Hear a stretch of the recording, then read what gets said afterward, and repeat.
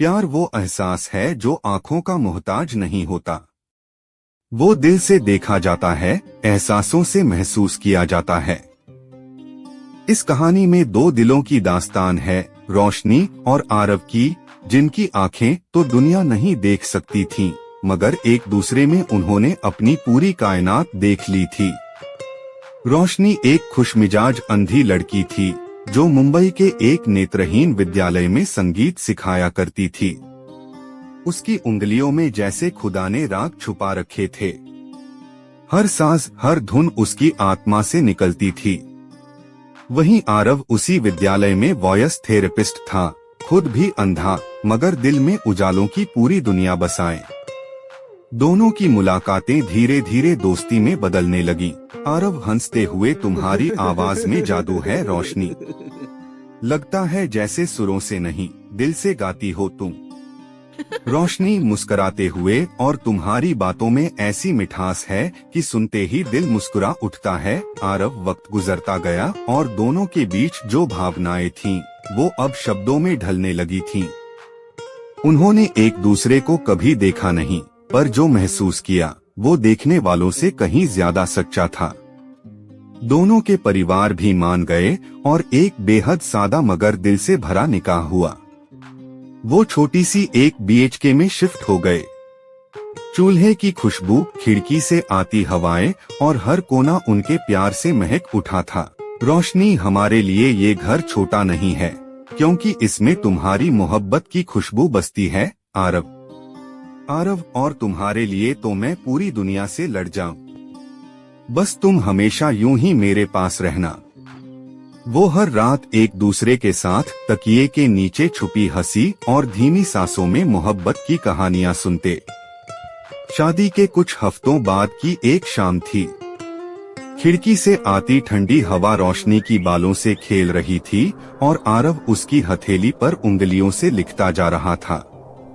आरव धीरे धीरे उसकी हथेली पर, मुझे तुमसे इश्क है, हर सांस, हर पल, हर धड़कन बस तुम। रोशनी धीरे धीरे मुस्कुराकर, मैं सुन सकती हूँ तुम्हारा लिखा हुआ मेरी रूह में उतरता जा रहा है। वो एक दूसरे की आंखों से नहीं, आत्मा से प्यार करते थे।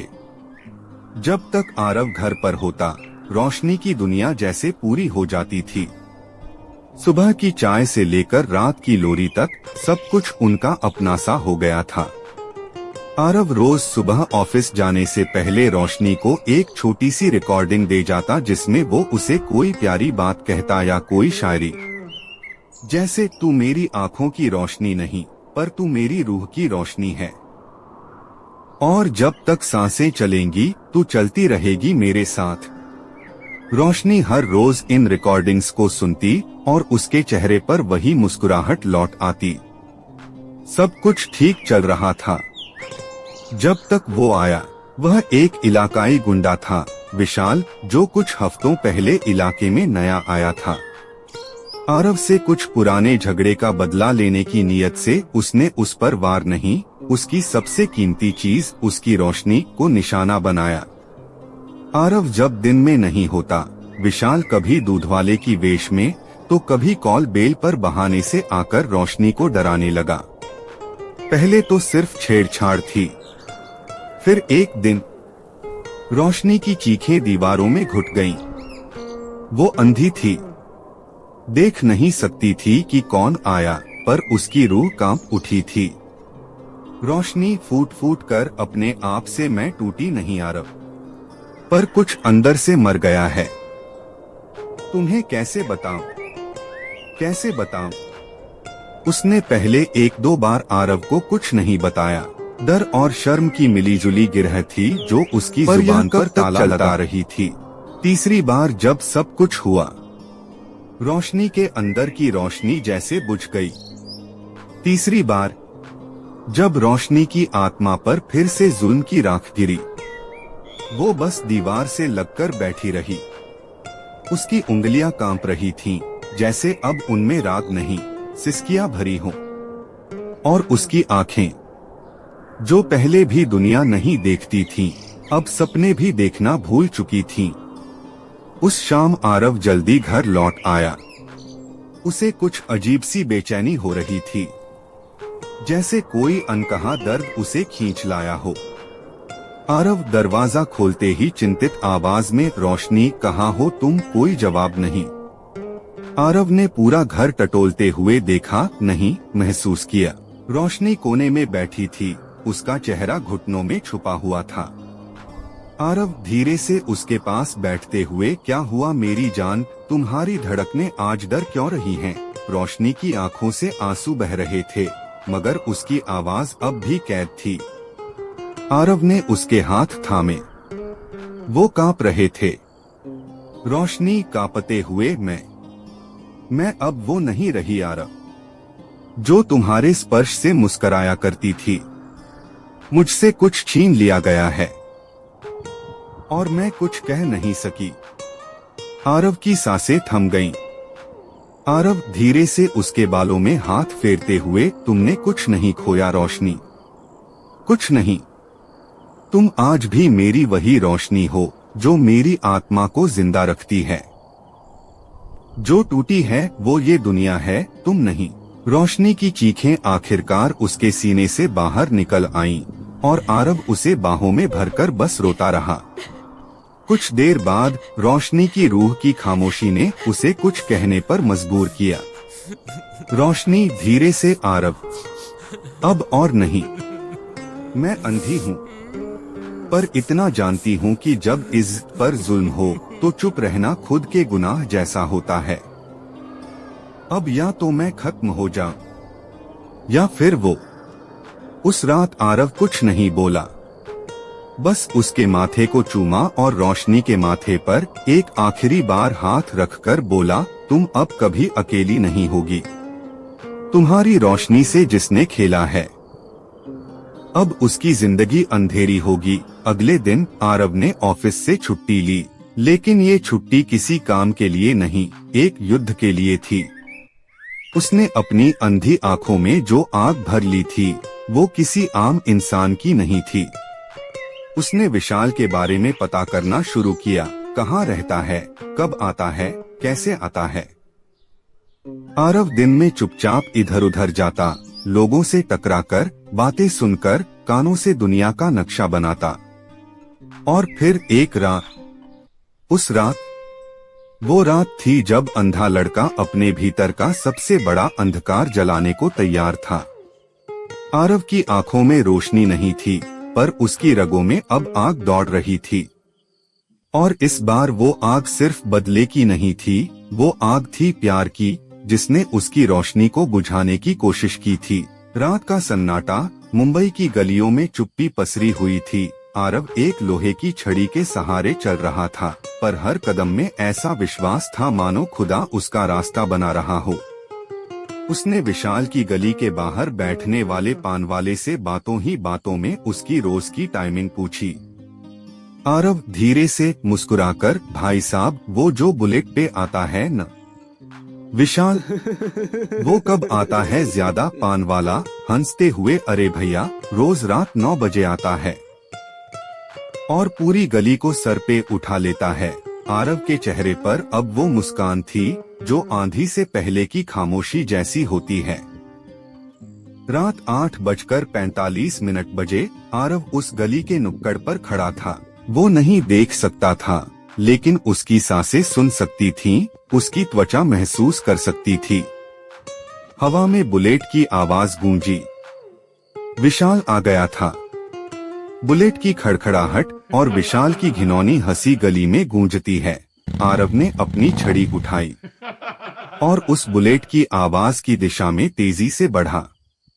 विशाल चीखकर, अबे देख के चलना, लेकिन इससे पहले कि वो कुछ समझ पाता, धड़ा छड़ी सीधे उसके घुटनों पर पड़ी। बुलेट गली में फिसली और विशाल जमीन पर गिरा। आरव, सांसें तेज, जिसने मेरी रोशनी को रुलाया है वो अब सिर्फ अंधेरे में सड़ेगा। विशाल उठने ही वाला था कि आरव ने फिर वार किया। छड़ी अब उसके सीने पर, फिर पेट पर, फिर उसके मुंह पर। विशाल चिल्लाता हुआ, तू अंधा है, तू मुझे मार कैसे पा रहा है? आरव धीरे से, आंखें बंद करके, मैं देख नहीं सकता। पर मैं सुन सकता हूँ तेरा डर, महसूस कर सकता हूँ तेरी गंदी सांसें। और आज मैं सिर्फ तुझे सुन नहीं रहा, तुझे मिटा रहा हूँ। गली में कुछ लोग इकट्ठा हो चुके थे, लेकिन कोई पास नहीं आया। शायद उन्हें पहली बार किसी अंधे के प्यार की ताकत का एहसास हो रहा था। विशाल का चेहरा लहूलुहान हो चुका था, वो डर से कांप रहा था। आरव उसके कान के पास जाकर, तेरी ये सांसें अब भी चल रही हैं, ये मेरी मोहब्बत की वजह से हैं। अगर मेरी रोशनी चाहती तो तू जिंदा न होता। आरव ने अपनी छड़ी रखी और पुलिस को फोन कर दिया। पुलिस सायरन की आवाज, हल्का अंधेरा, गलियों में छिटकी खामोशी। आरव वहीं खड़ा है, उसकी सांसें तेज चल रही हैं और विशाल जमीन पर पड़ा है, टूटा, थका और डरा हुआ। पुलिस आई, लोगों ने देखा, चश्मदीद बने, लेकिन जुबान सबकी खामोश थी। पुलिस अफसर गंभीर आवाज में, ये क्या हुआ यहाँ? आरव धीरे से, उसने मेरी बीवी के साथ 3 बार जुल्म किया है, 3 बार। आज मैं सिर्फ इंसाफ मांगने नहीं आया था, मैं वो आवाज बनकर आया था जो हर उस लड़की के लिए उठे जो अंधेरे में सहती है, चुप रहती है। पुलिस ने विशाल को उठाया, उसके चेहरों पर चोट के गहरे निशान थे और आंखों में अब कोई वहशत नहीं थी, बस डर था, पछतावा नहीं। अगला दिन अस्पताल का सन्नाटा। रोशनी आईसीयू में है, खुदकुशी की कोशिश में जहर खा लिया था उसने, लेकिन आरव ने वक्त रहते उसे बचा लिया था। आरव उसकी खामोश पड़ी हथेलियों को थामे बैठा था, अपनी उंगलियों से बार बार वही वाक्य लिखता जो उन्होंने पहली बार कहा था, मैं तुम्हारी रोशनी नहीं हूँ, तुम मेरी रोशनी हो। रोशनी की सांसें मशीन से बंधी थीं, पर उसकी उंगलियां थोड़ी थोड़ी हिलने लगी थीं। डॉक्टर ने कहा वो जिंदा है, पर उसे अब जीने की वजह चाहिए। कुछ दिन बाद रोशनी घर लौट आई, बहुत शांत, बहुत टूटी, मगर उसके पास अब आरव था। उसका आरव जो दुनिया देख नहीं सकता था, मगर उसे दुनिया से बचा सकता था। आरव ने उसे फिर से वो रिकॉर्डिंग्स सुनानी शुरू की, मगर अब उनमें सिर्फ शायरी नहीं होती थी, अब उनमें प्यार के साथ जंग की हिम्मत भी होती थी। आरव, रिकॉर्डिंग में तेरे जिस्म से किसी ने रोशनी छीनने की कोशिश की थी, मगर उसे नहीं पता था, तू एक नाम नहीं, तू मेरी रूह की आवाज है, और आवाजों को कोई कैद नहीं कर सकता। रोशनी हर रोज बैठकर धीरे धीरे अपना सुर वापस लाती। उसकी उंगलियां फिर से हारमोनियम के कीबोर्ड को छूने लगी थीं। मगर अब हर धुन में सिर्फ राग नहीं, एक चीख थी, एक चीख जो कहती थी मैं जिंदा हूँ और अब डरूंगी नहीं। एक दिन आरव उसे फिर से उसी स्कूल लेकर गया जहाँ दोनों की मुलाकात हुई थी। आरव धीरे से उसका हाथ थामकर, रोशनी, तुम यही गाना सिखाती थीं, यही मैं पहली बार तुम्हारी आवाज सुनकर हारा था, आज फिर मुझे वही हार चाहिए। रोशनी, धीरे धीरे, मैं डरती हूँ आरव, कभी कभी लगता है मेरी आवाज भी गुनहगार है। आरव गंभीरता से, गुनहगार तो वो होते हैं जो खामोशी से बर्दाश्त करते हैं, और तुम अब गुनहगार नहीं हो, तुम लड़ने वाली हो। उसी दिन स्कूल में एक छोटा सा कार्यक्रम था, रोशनी को बुलाया गया, वो मंच पर गई। वहाँ खड़े होना, बोलना, गाना, सब उसके लिए किसी युग जैसा भारी था। लेकिन जैसे ही उसने पहला सुर छेड़ा, पूरा हॉल चुप हो गया। तेरे नाम की रोशनी से अब मेरी सांसें जलती हैं, तेरी मोहब्बत के बाद भी ये दुनिया मुझसे डरती है। गाना खत्म हुआ और तालियां गूंजने लगी। बहुत से नेत्रहीन बच्चों की आंखों में आंसू थे, लेकिन डर के नहीं, उम्मीद के। रात को घर में आरव और रोशनी बालकनी में बैठे थे, हवा उनके चेहरों से खेल रही थी। दोनों एक ही स्वेटर में घुसे हुए थे। आरव धीरे से, अब मैं तुम्हारे लिए एक किताब लिखना चाहता हूँ, तेरे नाम की रोशनी, ताकि दुनिया जान सके कि अंधेरा सिर्फ आंखों में नहीं होता, असली अंधेरा सोच में होता है। रोशनी हंसते हुए, आंसू पोंछते हुए और उस अंधेरे से लड़ने के लिए सिर्फ एक आरव चाहिए। आरव हौले से नहीं, एक रोशनी चाहिए। और उसकी आवाज।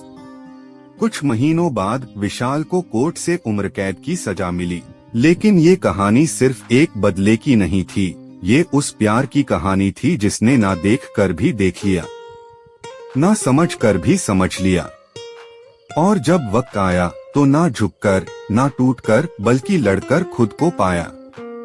दोनों एक माइक के सामने हैं, एक रेडियो शो पर लाइव। आरव, हमें देखने की जरूरत नहीं, क्योंकि हमने एक दूसरे की आत्मा को छू लिया है। रोशनी, और जब तक मेरी आवाज में सुर है, तुम्हारा नाम उसमें गूंजता रहेगा।